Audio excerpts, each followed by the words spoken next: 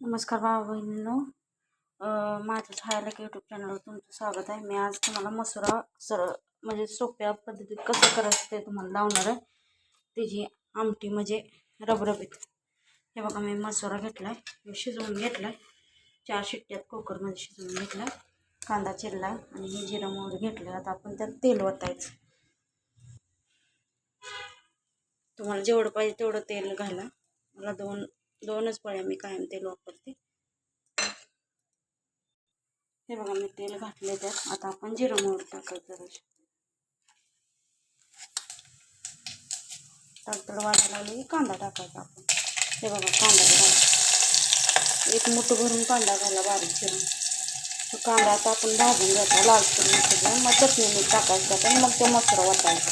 बघा, कांदा भाजला. आता आपण त्या चटणी टाकायची.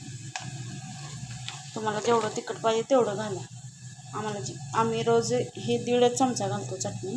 तुम्हाला जेवढं पाहिजे. आता मीठ घालायचं आपण त्यात. हे चवीनुसार मीठ घालायचं आपण त्यात आणि त्यात मसुरा ओतून घ्यायचा. मग शिजलेला मसुरा आपण त्यात ओतायचा. ते बघा, मसुरा तुम्हाला जेवढं पाहिजे तेवढी आमटी करू शकतायचं.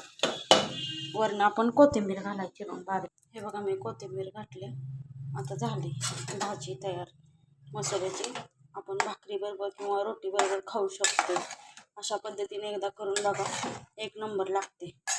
आवडल्यास लाईक करा, कमेंट करा, शेअर करा. हे बघा, मी आज तुम्हाला दुसरी रेसिपी दाखवणार आहे.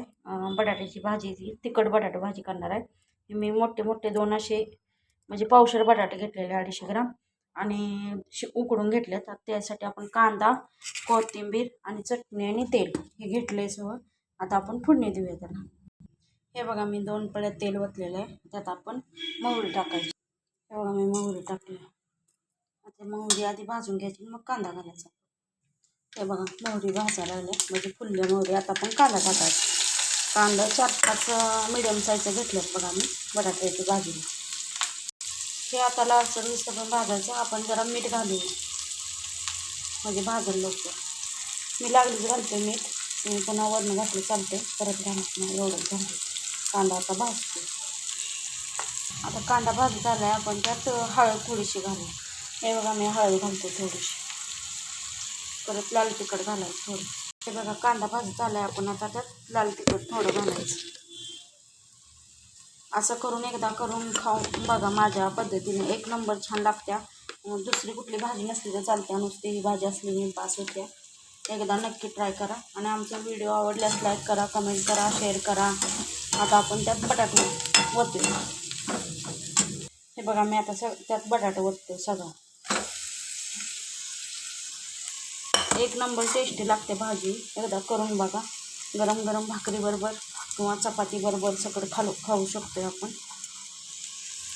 हे बघा, सगळं मिक्स करून झाले. आपण वरनं आता कोथिंबीर टाकूया.